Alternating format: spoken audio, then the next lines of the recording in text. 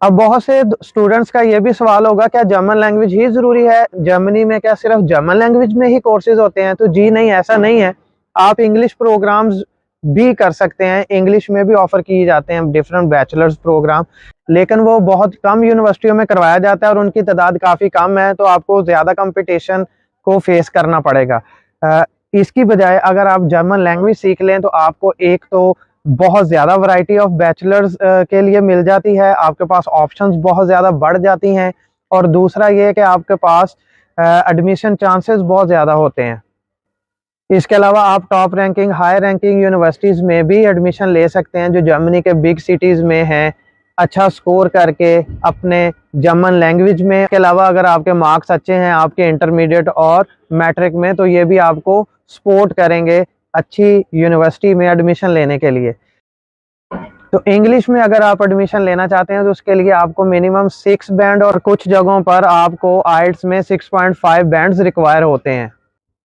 इसके बाद जब आप जर्मनी आते हैं, आप अप्लाई करने के बाद और आपको यहाँ पे यूनिवर्सिटीज़ एडमिशन दे देती हैं, तो उसमें 2 तरह के सिनेरियोज़ होते हैं। एक तो ये कि आप कंप्लीट जर्मन लैंग्वेज का पोर्शन जो है वो अपने कंट्री से कंप्लीट करके आते हैं, तो आपको डायरेक्टली यहाँ पे आके एक एग्ज़ाम देना होता है, aufnahme Prüfung। ऑफनामा प्रूफिंग जो है वो आप यहाँ आके एग्ज़ाम पास करेंगे, उसके बाद आपको 1 साल का स्टूडियन खुली करना होता है। और दूसरी ऑप्शन ये है कि आप A1 लेवल जर्मन और A2 लेवल जर्मन पाकिस्तान या अपने होम कंट्री से करके आएँ, और उसके बाद जितना रिमेनिंग आपका जर्मन लैंग्वेज कोर्स रहते हैं वो यहाँ जर्मनी में आने के बाद आप कर सकते हैं, जिसमें B1 भी हो सकता है, B2 और अप टू C1। ये डिफरेंट यूनिवर्सिटीज़ में डिफरेंट रिक्वायरमेंट्स होती हैं और उनके मुताबिक आपको वहाँ तक जर्मन लैंग्वेज करना पड़ती है। इसके बाद आपका ऑफनामा प्रूफिंग टेस्ट होता है, जो आपको जिसमें आपको 50% मार्क्स लेना ज़रूरी होते हैं। ऑफनामा प्रूफिंग का टेस्ट आपको देना होता है और वो पास करना होता है, जिसके बाद आपको 1 साल जर्मनी से स्टूडियन खोली, जो कि एक फाउंडेशन कोर्स है, वो करना होता है। अब आप कहेंगे कि हमने तो 12 ईयर एजुकेशन हासिल कर ली अपने कंट्री से, तो ये हम तो बैचलर्स करना है डायरेक्टली, तो ये 1 ईयर फाउंडेशन कोर्स क्या है? जी, तो वो मैं ये आपको बताता चलूँ कि हमारे कंट्रीज़ का जो एजुकेशन सिस्टम है, उनसे जर्मनी का एजुकेशन सिस्टम एंटायरली डिफरेंट है। यहाँ पर 3 इयर्स का बैचलर होता है और इसी तरह यहाँ पर इंटर 3 इयर्स का होता है। तो हमने 2 इयर्स का इंटर किया अपने कंट्री से, तो यहाँ पे हमें 1 ईयर एडिशनल पढ़ना पड़ता है, जो कि फाउंडेशन कोर्स की शक्ल में होता है, जिसको स्टूडियन कुलीग कहते हैं। 1 ईयर का स्टूडियन कुलीग आप यहाँ पर आकर करेंगे। उसके बाद आपको एक टेस्ट पास करना होता है, जो कि है फेस्टस्टेलुंगप्रूफुंग, जिसे एफएसफे भी कहते हैं। 1 ईयर स्टूडियन खोली करने के बाद आपने जब एफएसपी का एग्ज़ाम देना है, उसमें अगर आपके अच्छे मार्क्स आ जाते हैं, तो ये भी एक प्लस पॉइंट होता है आपके पास बैचलर्स डिग्री अच्छी यूनिवर्सिटी से करने के लिए। अदरवाइज़ आपके जो प्रीवियस स्कोर्स हैं वो भी मैटर करते हैं, जर्मन लैंग्वेज में आपके अच्छे स्कोर्स ये भी मैटर करते हैं, लेकिन मीनवाइल सम यूनिवर्सिटीज़ में, सम स्टेट्स में आपके एफएसपी के अच्छे स्कोर की बेसिस पे आपको अच्छी यूनिवर्सिटी में बैचलर्स करने का मौका दिया जाता है, उसके स्कोर को बहुत वेटेज दी जाती है। तो एफएसपी में आपने अच्छे से मेहनत करनी होती है और अच्छे मार्क्स लेके आने होते हैं। मैं अलग से एक वीडियो बनाऊंगा कि स्टूडियन कुलीग कौन-कौन से होते हैं और उसका बेसिक क्राइटेरिया कंप्लीट क्या है, और उसको हम अलग से देखेंगे, क्योंकि आज एक बेसिक ओवरव्यू है कि इंटर से बैचलर्स में एडमिशन के लिए क्या-क्या पाथ्स हैं और क्या चीज़ें हमने करनी होती हैं जो हमें हेल्प आउट करते हैं एडमिशन के लिए बैचलर्स में।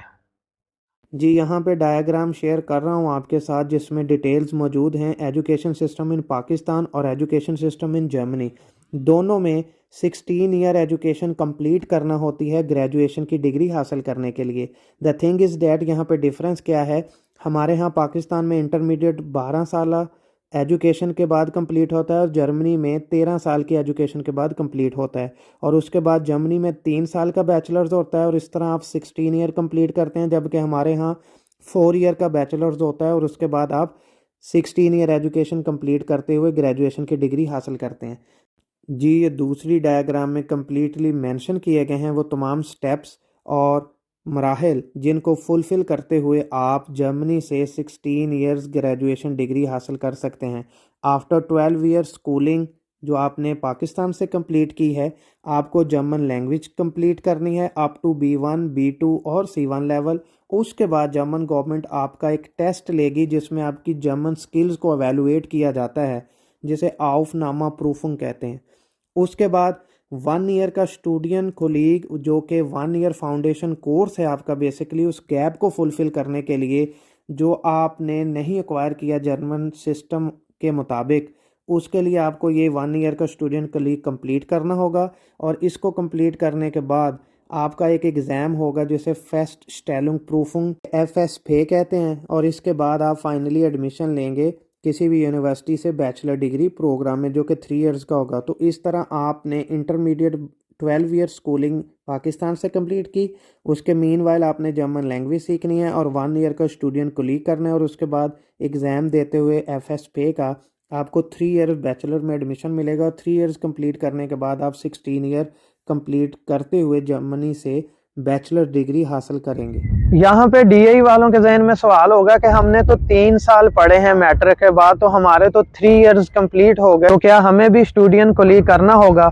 जी हाँ, क्योंकि FSC के इक्वल करार दिया जाता है DAE पाकिस्तान में, और हमारी गवर्नमेंट हमें IBCC के थ्रू ही एक लेटर देती है जिसमें आपने इक्वलेंस लेके अप्लाई करके इक्वलेंस लेटर लेना होता है, और उस इक्वलेंस लेटर को आप यूज करते हैं for the admission in bachelors.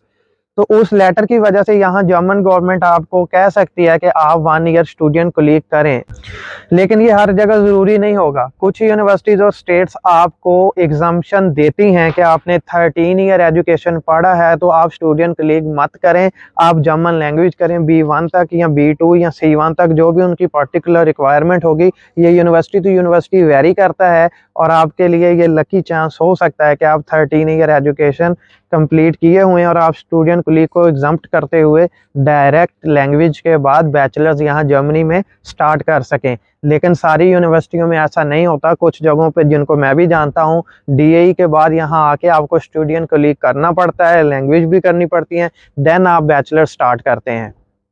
Inter के बाद आपको बैचलर्स में एडमिशन लेने के लिए सिर्फ यही एक मेथड और पाथ लाइन नहीं है, इसके अलावा एक और पाथ लाइन भी है। अगर आप यहाँ पे आके स्टूडेंट कोलीग नहीं करना चाहते और आप अभी अपने ही कंट्री में रह के B1 और B2 और C1 लैंग्वेज तक पढ़ाई कर लेते हैं, तो उसके साथ साथ आप साथ में बैचलर्स वहीं पे स्टार्ट कर दें, तो अगर 2 सेमेस्टर आप वहाँ पढ़ लेते हैं तो आपका 3rd ईयर वहाँ पे कंसीडर हो जाएगा, और उसकी ट्रांसक्रिप्ट जो पहले 2 सेमेस्टर्स हैं बैचलर्स की, वो आप साथ लगा के अगर यहाँ पे अप्लाई करते हैं जर्मन लैंग्वेज के साथ, तो उस पे भी सम यूनिवर्सिटीज़ जो हैं आपको एग्जाम्पशन देती हैं कि आप स्टूडेंट के लिए मत कीजिए और डायरेक्ट लैंग्वेज के बाद बैचलर स्टार्ट कर दें। तो ये भी एक ऑप्शन है आप लोगों के पास। वो लोग जो यहाँ पे आके बैचलर्स करना चाहते हैं अपने इंटरमीडिएट के बाद, वो जर्मन लैंग्वेज सीखें और उसके बाद 2 सेमेस्टर्स किसी भी यूनिवर्सिटी में वो बैचलर्स के स्टार्ट कर दें। बैचलर कंप्लीट नहीं करना, भले ही 2 ईयर बैचलर में एडमिशन लें, 4 ईयर में लें, उसमें फर्स्ट ईयर के 2 सेमेस्टर अच्छे से पढ़ लें, CGPA ले लें, और उसकी ट्रांसक्रिप्ट को साथ लगाते हुए अपने इंटरमीडिएट और बाकी डॉक्यूमेंट्स जो मैंने आपको बताए हैं उनको लगाकर भी वो बैचलर्स में अप्लाई करेंगे जर्मन लैंग्वेज के साथ, तो उनका डायरेक्टली एडमिशन बैचलर में हो जाएगा और उनको एग्जाम्पशन मिल जाती है कि वो स्टूडेंट कोलीग ना करें। तो ये भी एक पाथ लाइन और एक ऑप्शन है आप लोगों के पास। अभी इसके और जो मराहिल हैं कि फर्दर यूनिवर्सिटी को कैसे अप्लाई करना है, कौन कौन से प्लेटफॉर्म्स होते हैं जिनको आप यूज़ करते हुए इन सारी चीज़ों को मुकम्मल करने के बाद अप्लाई करेंगे, और उसके बाद फर्दर आपने जो बैंक स्टेटमेंट या ब्लॉक अकाउंट का मरहला है उसमें क्या कुछ करना होता है और उसकी क्या डिटेल्स हैं, और लास्ट में कि वीज़ा के लिए पाकिस्तान में इस्लामाबाद में जर्मन एम्बेसी पे कैसे अप्लाई करना है, और कराची में जर्मन कॉन्सुलेट है वहाँ पे कैसे अप्लाई करना है। इसके बारे में मैं कम्प्लीटली अलहदा से नेक्स्ट वीडियोज़ में आपको बताऊँगा। और इसके बाद आपने जब स्टडी वीज़ा के लिए अप्लाई कर देना है और आपने सारा कुछ सबमिट करवाना है, और लास्ट में आपको एम्बेसी बुलाती है इंटरव्यू के लिए, तो इंटरव्यू में क्या सवालात पूछे जाते हैं और क्या उनके जवाबात देने चाहिए, अपना एक्सपीरियंस और कुछ और लोगों का एक्सपीरियंस शेयर करते हुए कुछ क्वेश्चंस और आंसर्स आपके साथ मैं शेयर करूंगा अपनी आने वाली नेक्स्ट वीडियोज़ में। DAE के स्टूडेंट्स के मुझे बहुत से मैसेज आते हैं कि सर हमारे बारे में भी एक डिटेल्ड वीडियो बनाएं जिसमें हमें बताएं कि हम कैसे बैचलर्स डिग्री कर सकते हैं जर्मनी से। तो उनके लिए भी इसी में मैंने कवर अप किया है।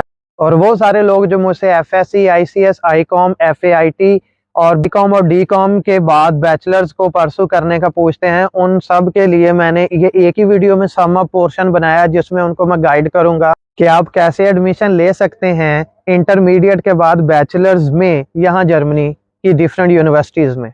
इसके अलावा अगर आपके कोई और सवाल हों तो वो आप कमेंट्स में मुझसे पूछ सकते हैं, मैं आपको वहाँ पे भी आंसर करूंगा और अपने आने वाली नेक्स्ट वीडियो में भी उनको ऐड करके क्लियर कर दूंगा।